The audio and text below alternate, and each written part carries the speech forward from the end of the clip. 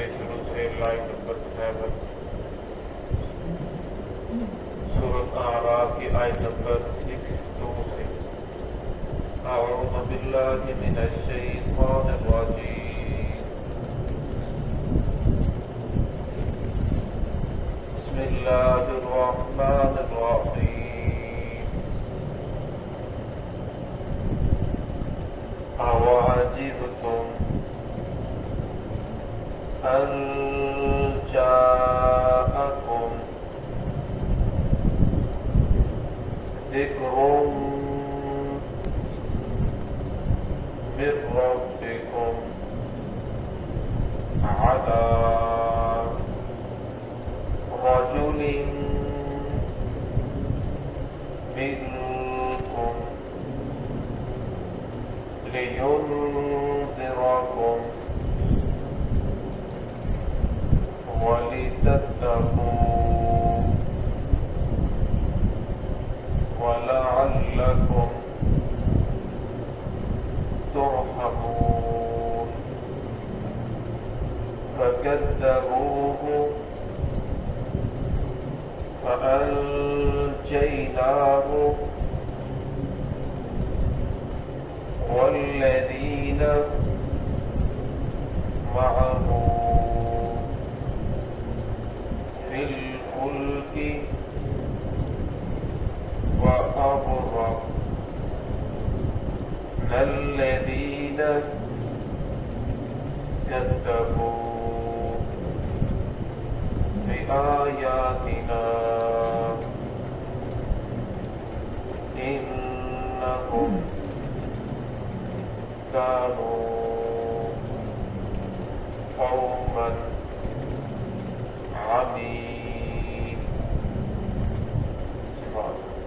بسم الله الرحمن الرحيم أَوَعَجِبْتُمْ أَن جَاءَكُمْ ذِكْرٌ مِّن رَّبِّكُمْ عَلَىٰ رَجُلٍ مِّنكُمْ لِيُنذِرَكُمْ وَلِتَتَّقُوا وَلَعَلَّكُمْ تُرْحَمُونَ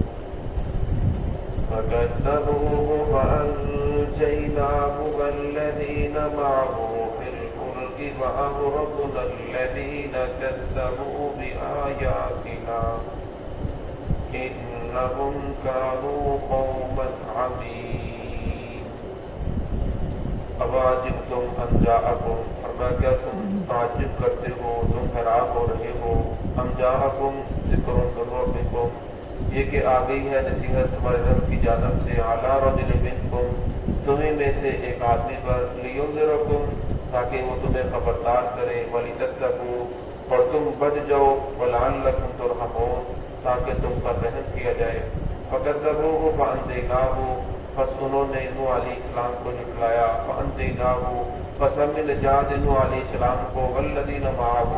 اور ان لوگوں کو جو ان کے ساتھ تھے فِي الْفُلْكِ کی کشتی میں وَأَغْرَقْنَا الَّذِينَ كَذَّبُوا بِآيَاتِنَا تو ہم نے غرق کر دیا ان لوگوں کو جنہوں نے جھٹلایا ہماری آیات کو إِنَّهُمْ كَانُوا قَوْمًا عَمِينَ بے شک وہ اندھی قوم تھی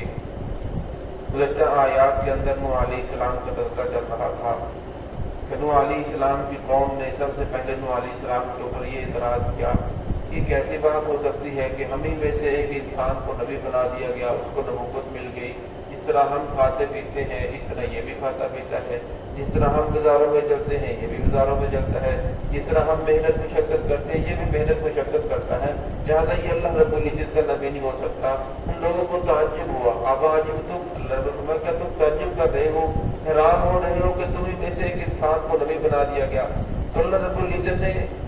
انسانوں کی اصلاح کے لیے انسانوں ہی میں سے نبی کو بنایا۔ اگر اللہ رب العزت انسانوں کی اصلاح کے لیے کسی فرشتے کو نبی بنا کر بھیج دیتے تو پھر لوگ یہ اعتراض کرتے کہ یہ کیسی بات ہے، یہ نبی جو آپ نے بنا کر بھیجا ہے نہ اسے بھوک لگتی ہے، نہ پیاس لگتی ہے، نہ اسے نیند آتی ہے، نہ اس کے ساتھ کوئی صدمہ لگا ہوا ہے، نہ اس کے بیوی بچے ہیں، نہ اس کے ساتھ پیٹ لگا ہے، تو لہٰذا ہم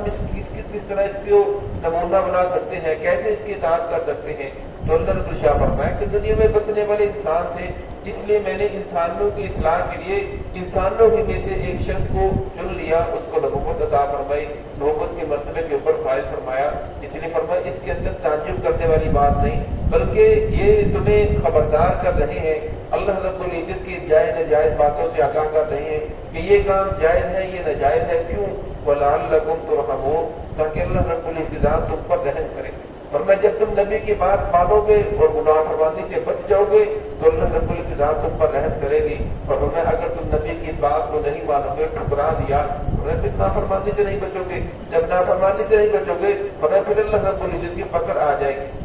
اب ہمیں انبیاء نے دنیا کے اندر آ کر لوگوں کو حق کی طرف بلایا۔ نوح علیہ السلام نے یعقوب ابن اللہ ما لکم من الہ غیر، صبح و شام ہر وقت اعلانیہ بھی لوگوں کو دعوت دی، اور چھپ چھپ کر لوگوں کو بھی دعوت دی، مجمع کے اندر جا کر بھی لوگوں کو دعوت دی، اور اکیلے اکیلے گھر کے اندر جا کر بھی لوگوں کو دعوت دی۔ اور ایمان لانے والوں کے اندر جو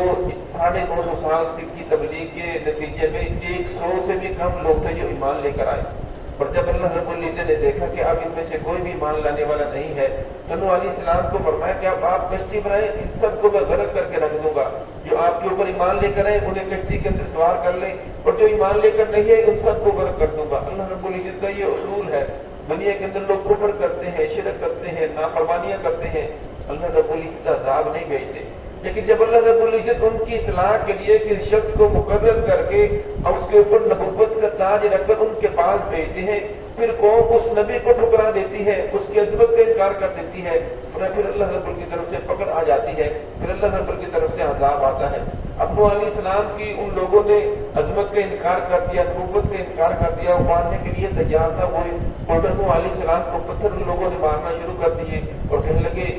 مجنون وزجر، یہ تو دکارا ہوا ہے، یہ مجنو ہے، اور طرح طرح کے لوگوں نے یہ باتیں کرنا شروع کی، ایمان قبول نہ کیا۔ 950 سال کی تبلیغ کے نتیجے میں 80 لوگ ایمان لے کر آئے، تو پھر اللہ رب العزت اے میرے نبی اب آپ کشتی بنائیں، جو لوگ بچ گئے ہیں نافرمانی کرنے والے ہیں تمام کے تمام کو غرق کر دوں گا۔ نوح علیہ السلام نے جب کشتی بنانا شروع کی تو لوگ پھر آ کر مذاق کرتے ہیں،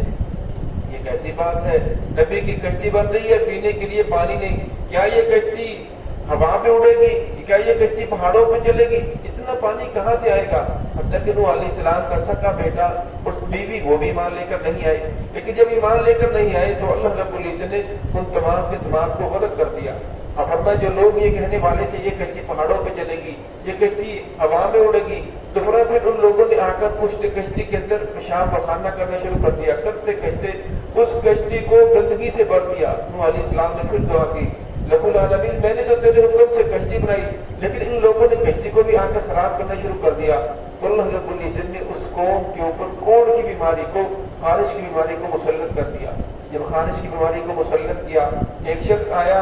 گندگی کرنے کے لیے، وہ اس کے اندر گرا تو اس کے جسم پہ جہاں جہاں وہ خارش تھی، کوڑ کی بیماری تھی، وہ ختم ہو گئی۔ اب اس نے اعلان کر دیا کہ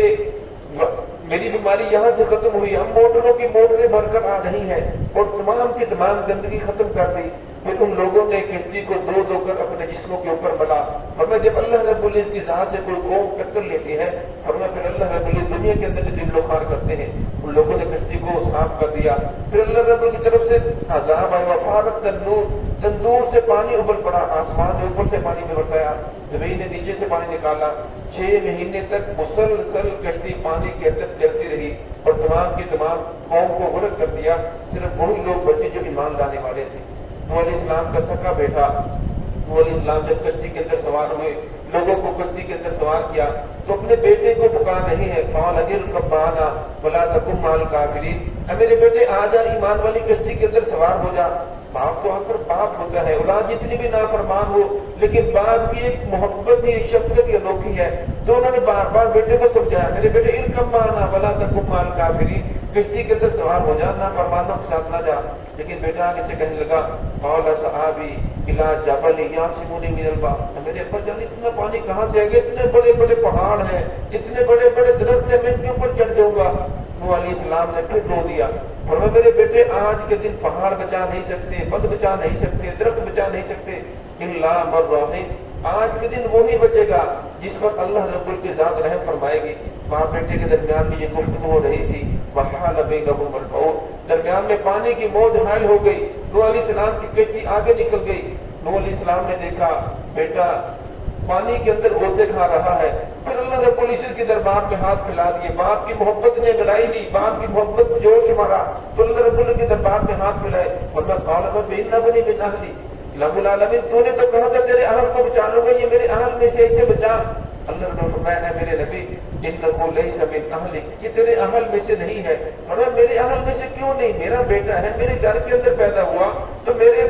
گود کے اندر کھیلتا رہا، میرا کیوں نہیں؟ اللہ نے فرمایا انہ عمل غیر صالح، جس کے عمل تیرے جیسے نہیں ہے، فرمایا یہ تو بتوں کو اوروں کو سجدہ کر رہا ہے، فرمایا تیرے بیٹے وہ یہ جو ایمان لے کر آئے، جنہوں نے تیرا کلمہ پڑھا۔ تو فرمایا آخری وقت کے اندر نوح علیہ السلام نے بیٹے کے لیے بھی دعا فرمائی تو اللہ نے فرمایا یہ آپ کا بیٹا نہیں ہے، آپ کے بیٹے وہ ہیں جو آپ کی بات کو ماننے والے ہیں۔ تو جتنے بھی نافرمان تھے تمام کے تمام کو اللہ رب العزت نے غرق کر کے رکھ دیا۔ تو اللہ رب العزت نے اسی کا تذکرہ فرمایا،